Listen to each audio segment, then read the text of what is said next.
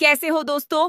उम्मीद है आप सभी अच्छे होंगे। आइए जान लेते हैं उत्तर प्रदेश की ताजा और बड़ी खबरें सिर्फ 10 मिनट में। उससे पहले आप ये वीडियो कहां से देख रहे हैं, हमें कमेंट करके जरूर बताएं। मौसम विभाग ने यूपी के कई जिलों में भारी बारिश का अलर्ट जारी किया है। लखनऊ, प्रयागराज, वाराणसी और गोरखपुर में अगले 24 घंटे में तेज हवाओं के साथ बारिश की संभावना जताई गई है। किसानों को सलाह दी गई है कि खरीफ फसल की कटाई और भंडारण सुरक्षित स्थान पर करें। सरकार ने जिला प्रशासन को राहत दल अलर्ट पर रखने के निर्देश दिए हैं ताकि किसी भी आकस्मिक स्थिति से निपटा जा सके। प्रदेश सरकार ने आयुष्मान भारत योजना के तहत नए लाभार्थियों को जोड़ने की प्रक्रिया शुरू कर दी है।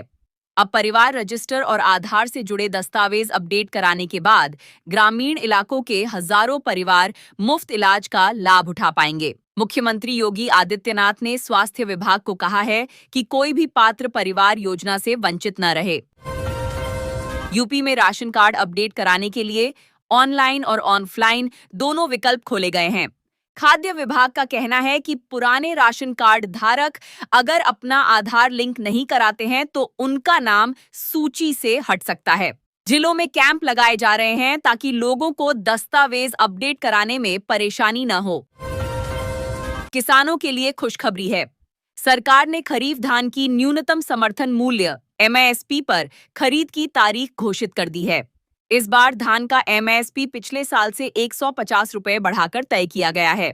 मंडियों में खरीदी की निगरानी के लिए अफसरों की तैनाती होगी और भुगतान सीधे किसानों के बैंक खाते में किया जाएगा। प्रधानमंत्री नरेंद्र मोदी ने किसानों के लिए डिजिटल खेती अभियान की शुरुआत की है। इस योजना के तहत खेती में ड्रोन, सेंसर और आधुनिक तकनीक के इस्तेमाल को बढ़ावा दिया जाएगा। यूपी सरकार ने इस पहल को लागू करने के लिए विशेष बजट का प्रावधान किया है। किसानों को प्रशिक्षण देकर उन्हें नई तकनीक से जोड़ा जाएगा। उत्तर प्रदेश में मौसम के बदलते हालात को देखते हुए बिजली विभाग ने आपूर्ति सुचारू रखने के लिए खास तैयारी की है। बारिश और आंधी में खंभों व तारों को नुकसान पहुंचने की आशंका रहती है, इसलिए आपातकालीन टीमों को अलर्ट किया गया है। साथ ही ग्रामीण क्षेत्रों में बिजली कटौती से बचाने के लिए अतिरिक्त ट्रांसफार्मर की व्यवस्था की गई है। लखनऊ में नए आधार सेवा केंद्र खोले गए हैं। यहां लोगों को Aadhaar card update, mobile number link और नए नामांकन की सुविधा मिलेगी। केंद्र सरकार ने निर्देश दिया है कि हर नागरिक के दस्तावेज सही समय पर अपडेट हों ताकि योजनाओं का लाभ बिना बाधा मिले। सरकार ने यूपी के युवाओं के लिए मुख्यमंत्री स्वरोजगार योजना के नए चरण की शुरुआत की है। इसके तहत युवाओं को छोटे कारोबार के लिए लोन और सब्सिडी दी जाएगी। आवेदन प्रक्रिया ऑनलाइन होगी और चयनित आवेदकों को बैंक से सीधा लाभ मिलेगा।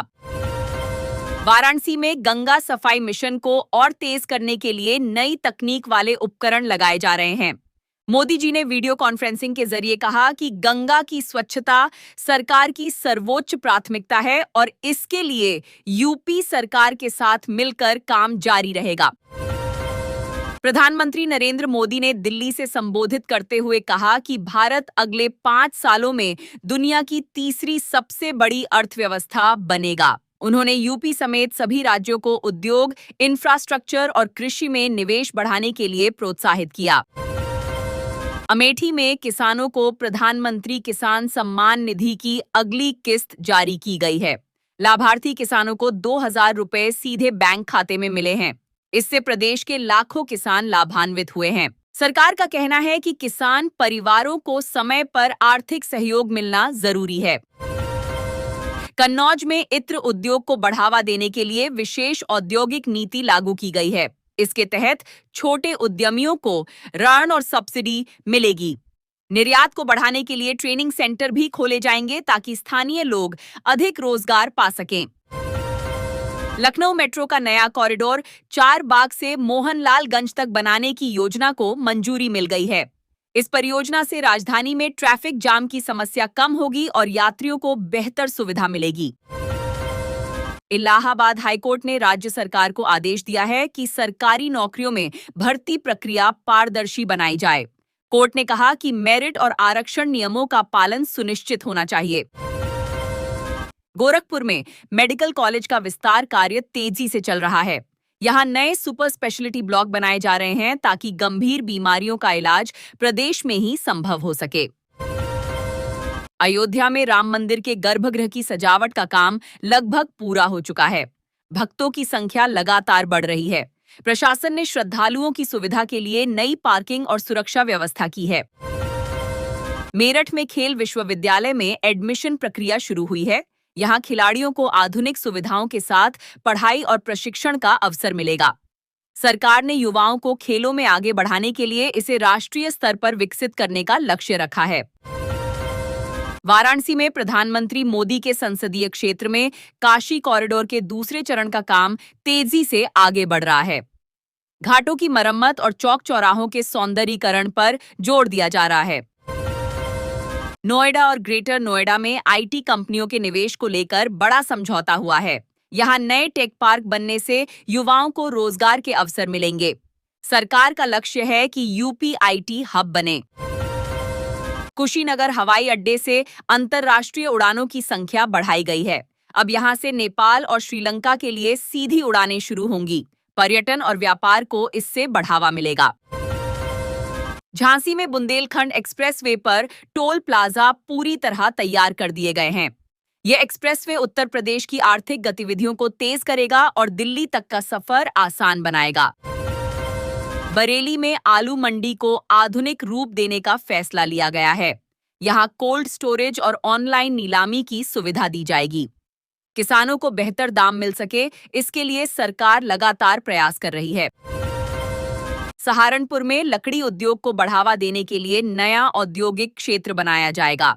इस फैसले से कारीगरों और छोटे व्यापारियों को रोजगार मिलेगा और लकड़ी के उत्पादों का निर्यात बढ़ेगा। अलीगढ़ मुस्लिम विश्वविद्यालय में शोध कार्यों को प्रोत्साहन देने के लिए केंद्र सरकार ने विशेष फंड जारी किया है। विज्ञान और टेक्नोलॉजी के क्षेत्र में छात्रों को नए अवसर मिलेंगे। फतेहपुर में नवनिर्मित मेडिकल कॉलेज का उद्घाटन मुख्यमंत्री योगी आदित्यनाथ ने किया। इससे जिले और आसपास के लोगों को बेहतर स्वास्थ्य सुविधाएं मिलेंगी। बलिया में गंगा नदी पर नया पुल बनने का काम शुरू हुआ है। यह पुल बिहार और यूपी के बीच आवाजाही को आसान बनाएगा और व्यापार को गति देगा। कन्नौज में सुगंध उत्पादों की अंतर्राष्ट्रीय प्रदर्शनी आयोजित की गई। इसमें देश विदेश के व्यापारी शामिल हुए। इससे स्थानीय उत्पादों को वैश्विक पहचान मिली। लखीमपुर खीरी में गन्ना किसानों के बकाया भुगतान के लिए सरकार ने चीनी मिलों को सख्त निर्देश दिए हैं। समय पर भुगतान न करने पर जुर्माना लगाया जाएगा। कानपुर में इलेक्ट्रिक बस सेवा की शुरुआत की गई है। इससे प्रदूषण कम होगा और यात्रियों को सस्ती व आरामदायक सुविधा मिलेगी। आगरा में ताजमहल देखने आने वाले पर्यटकों के लिए स्मार्ट टिकटिंग सिस्टम लागू किया गया है। इससे कतारों में कमी आएगी और पर्यटन अनुभव बेहतर होगा।